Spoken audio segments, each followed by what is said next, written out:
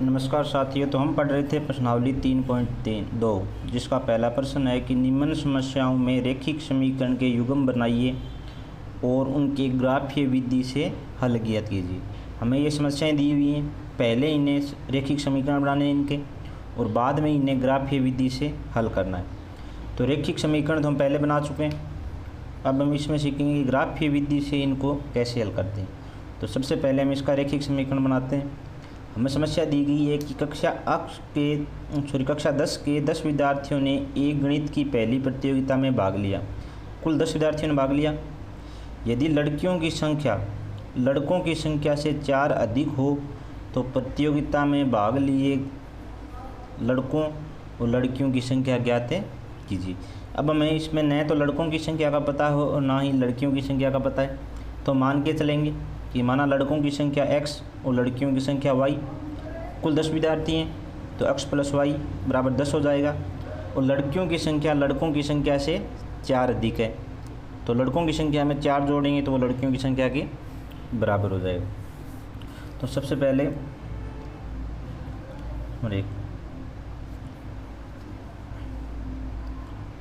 माना कक्षा में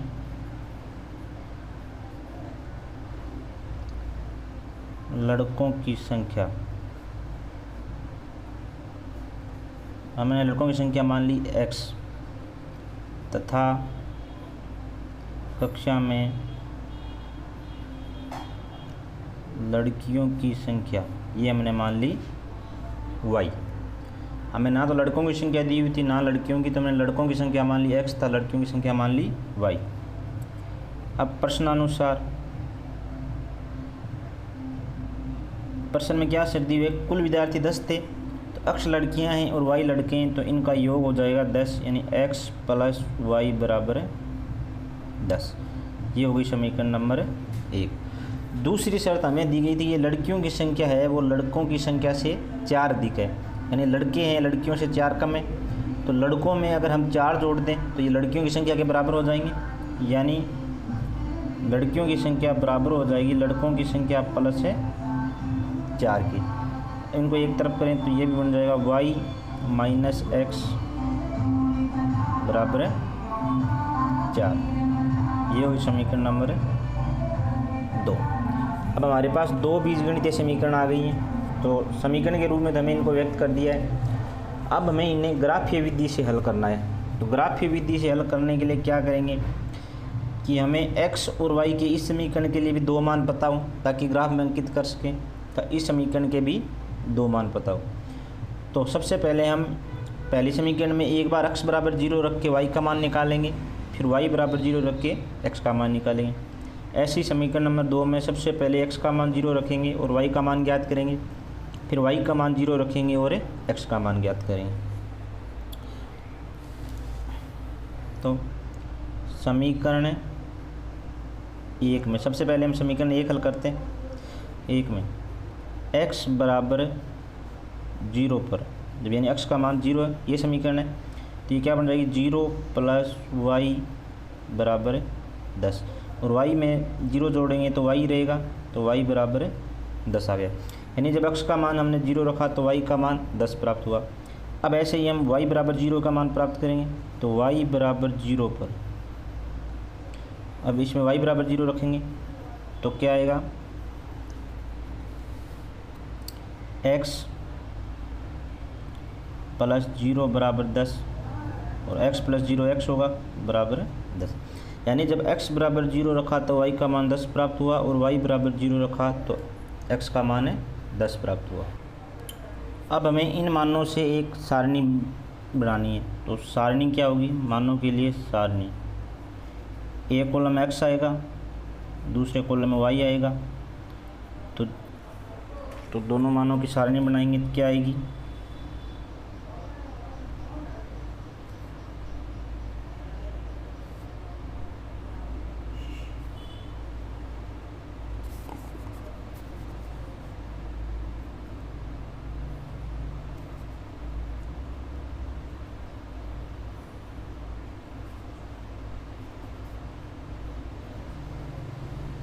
देखिए सारणी जब x का मान 0 था तो y का मान 10 हुआ, तो जब x बराबर 0 था तो y बराबर है 10। ऐसे जब y का मान 0 था तो x का मान है 10 प्राप्त हुआ। तो यह तो है सारणी समीकरण नंबर 1 के लिए। अब हमें ऐसे ही समीकरण 2 को हल करना है। तो अब समीकरण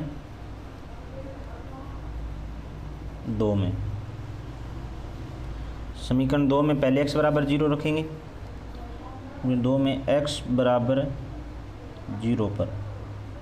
तो समीकरण 2 क्या थी हमारी?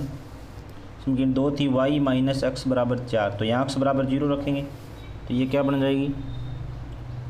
y माइनस 0 बराबर 4, और y में से 0 घटाएंगे तो 4 बचेगा, तो y बराबर है 4 आ गया। अब हमें समीकरण 2 में y बराबर 0 रखना है। तो y समीकरण क्या थी? y माइनस एक्स बराबर 4। तो y बराबर 0 रख दिया तो हमें प्राप्त हुआ माइनस एक्स बराबर 4। तो पूरी समीकरण को माइनस से गुणा करेंगे तो ये प्लस हो जाएगा और ये माइनस बराबर है -4। यानी जब x बराबर 0 रखा तो y बराबर 4 प्राप्त हुआ, और y बराबर 0 रखा तो x बराबर -4 प्राप्त हुआ। अब इस समीकरण के लिए भी हमें सारणी बनाते हैं। तो इसके लिए सारणी बनाएंगे तो जब x का मान 0 था तो y का मान 4 था, और जब y का मान 0 था तो x का मान है -4 था। अब हमारे पास 2 सारणी आ गई हैं, दोनों सारणी को हम ग्राफ में हल करेंगे।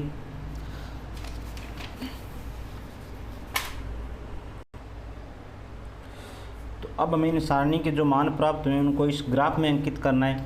तो ग्राफ हमेशा ध्यान रखना कि केवल पेंसिल से ही बनाना है। मैं यहाँ पेन से बना रहा हूँ क्योंकि पेंसिल से बनाऊँगा तो यहाँ दिखाई नहीं देगा। तो अब हमें इस ग्राफ पे सबसे पहले हम जानते हैं कि ये एक्स एक्स है और ये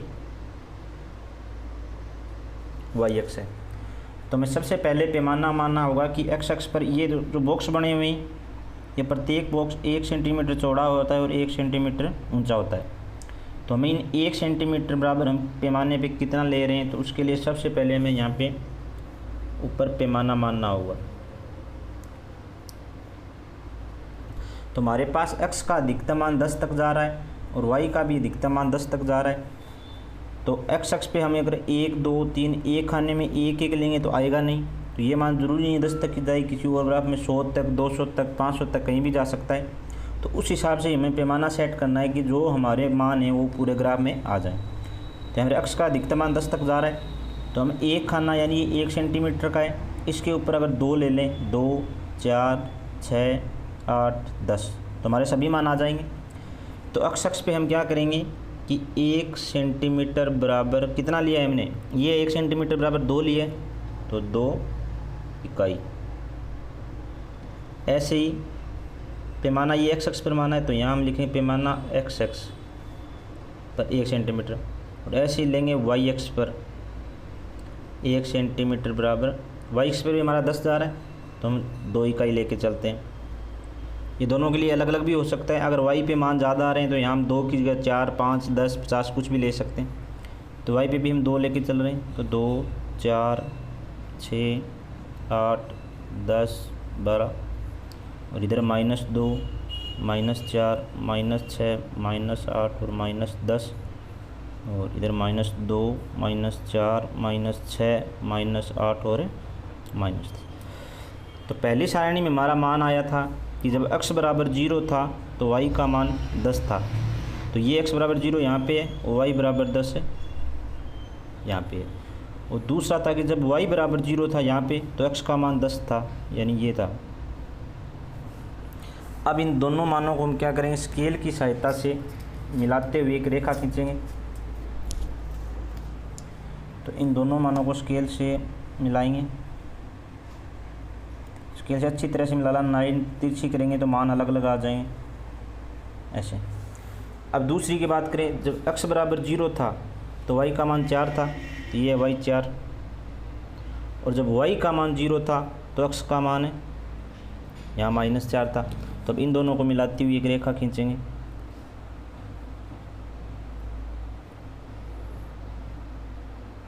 दोनों तरफ बढ़ाती हूँ अनंत तक।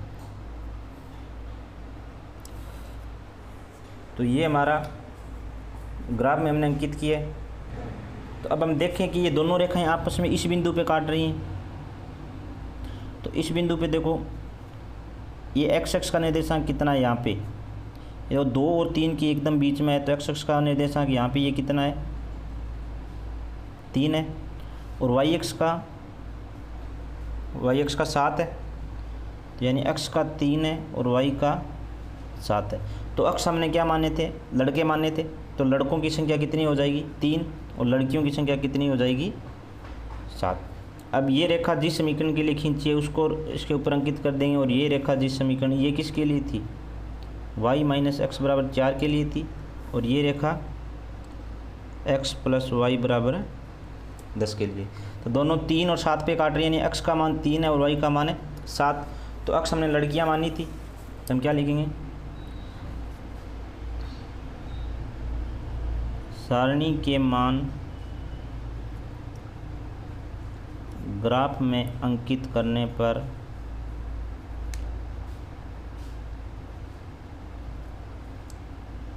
हमें x बराबर 3 व y बराबर 7 प्राप्त हुआ।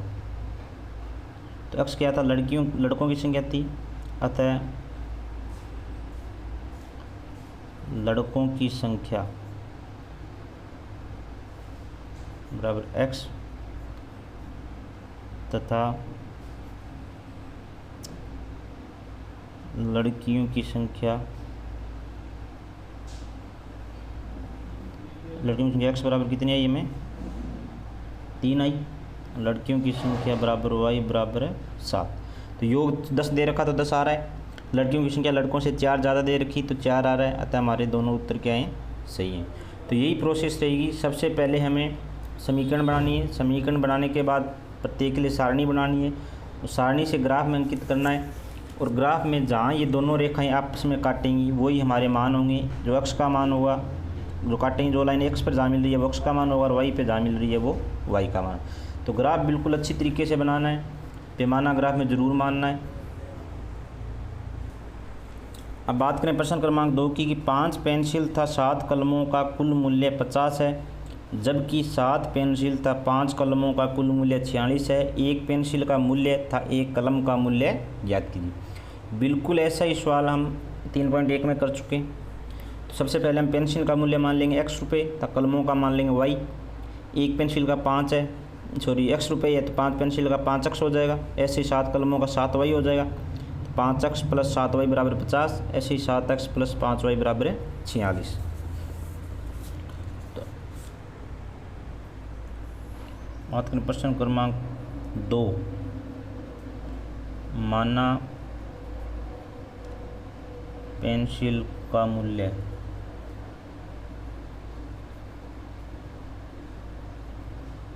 बराबर है x रुपये तथा पेन का मूल्य, पेन या पेन की जगह कलम दे रखा है हमें, बराबर y रुपये। तो ये हम पेंसिल का मूल्य दे रखा है, तो पेंसिल का ये मान लेते हैं पेंसिल का मूल्य दे रखा है हमें x रुपये, और ये है कलम का मूल्य मान लेते हैं y। अब हमें 5 पेंसिल दे रखी हैं और 7 कलम, इन दोनों का मूल्य दे रखा है 50 रुपये। ये क्या हो जाएगा, 5x प्लस 7y बराबर है 50। अतः प्रश्नानुसार, प्रश्न में दी गई शर्त के अनुसार क्या हो जाएगा, 5x प्लस 7y बराबर 50। दूसरी शर्त दे रखी है कि 7 पेंसिल तथा 5 कलम, इनका मूल्य दे रखा है 46। तो 7x प्लस 5y बराबर 46। ये समीकरण नंबर 1 और ये समीकरण नंबर 2। तो हमें इन्हें समीकरण के रूप में व्यक्त कर दिया है। अब इनके लिए, दोनों के लिए अलग अलग सारणी बनानी है, तो उन्हें ग्राफ में व्यक्त करना है। तो बात करें समीकरण नंबर 1 में, समीकरण नंबर 1 में क्या करेंगे, सबसे पहले कि x बराबर 0 मान के y का मान हल कर सकते हैं, या y बराबर 0 मान कर x का। तो सबसे पहले x बराबर 0 पर। तो जैसे ही समीकरण 1 में यहाँ पे x बराबर 0 रखेंगे तो ये क्या बन रही है 5 गुणा 0 प्लस 7y बराबर है 50। तो ये 0 पद समाप्त, 7y बराबर है 50 और y बराबर है 50 भाग 7। ऐसे ही अब y बराबर 0, तो y बराबर 0 पर समीकरण नंबर 1 की बात करें अभी हम, तो y बराबर है 0 पे, तो 5x प्लस 7y का मान 0 माने बराबर 50। तो 5x ये 0 हो ही जाएगा बराबर 50 और x बराबर 50 में 5 का भाग देंगे तो 10। तो हमें y का मान भी प्राप्त, x बराबर 0 पे y का मान प्राप्त हो गया और y बराबर 0 पे x का मान। अब सारणी हम दोनों की एक साथ बनाते हैं ताकि ग्राफ बनाएं तो समस्या नहीं हो। अभी हम समीकरण 2 को और हल कर लेते हैं। समीकरण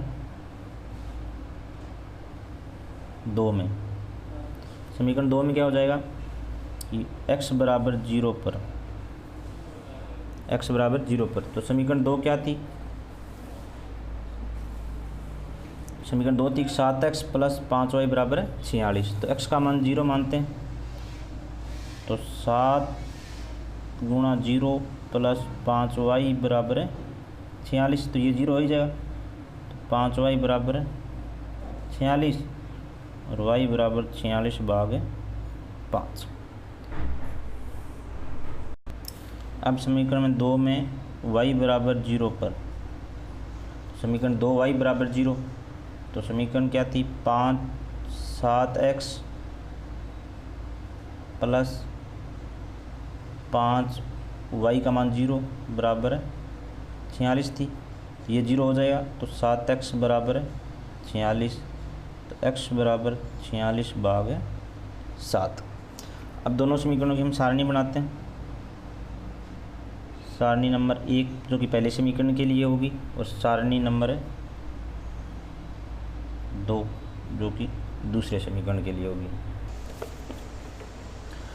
कि हमने x बराबर 0 पे जो y का मान आया था वो सारणी में लिख लिया है और y बराबर 0 पे जो x का मान आया वो भी यहाँ लिख लिया है। इसी प्रकार 2 नंबर समीकरण के लिए x बराबर 0 पे y का मान 46/5 आया था और y बराबर 0 पे x का मान 46/7 आया, वो लिख लिया है। अब हमें क्या करना है, सवाल नंबर 1 की तरह ही ग्राफ पे पहले इसके लिए रेखा खींचनी है और फिर इसके लिए रेखा खींचनी है। जहाँ ये रेखाएं दोनों आपस में काटेंगी वहाँ से हमें x और y का मान प्राप्त हो जाएगा। x हमने पेंसिल का मूल्य माना था, तो जो x का मान प्राप्त होगा वो पेंसिल का मूल्य हो जाएगा और जो y का मान प्राप्त होगा वो कलम का मूल्य प्राप्त हो जाएगा। तो ये तुम्हें खुद को स्वयं करना है, तो सारी में तो प्रैक्टिस नहीं होगी। तो इसके लिए अगर प्रैक्टिस करनी है, अगर कोई दिक्कत हो तो फिर कमेंट में बता सकते हैं, मैं आगे इसको और सॉल्यूशन करवा दूँ।